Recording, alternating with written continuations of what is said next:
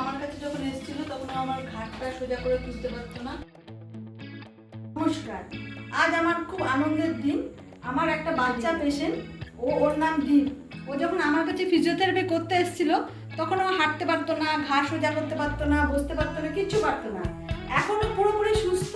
ও এখন হাঁটাচলা করছে। ওর বাবা বাইরে থাকে, বিদেশ ভূমিতে কাজ করে। আমার কাছে এসছে মিষ্টি নিয়ে, ছেলে এখন হাঁটছে, আমার সঙ্গে দেখা করতে আসছে। আমার খুব খুশি লাগছে।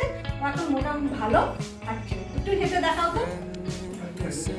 হ্যাঁ, একটু হাঁটো হাঁটো। হ্যাঁ, এই যে দীপ, এইদিকে আসো।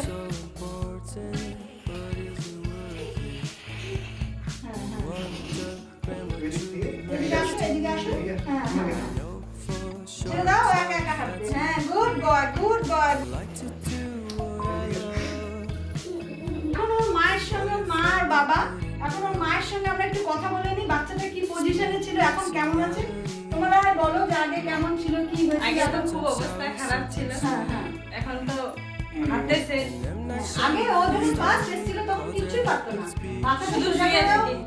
উঠাতে পারতো না। হ্যাঁ, এখন ফিজিওথেরাপি করে এখন একদম ভালো। আমরা আরো সুস্থতা কামনা করি, ও আরো ভালো থাকুক, ওর ভালো জীবন আমরা কামনা করছি।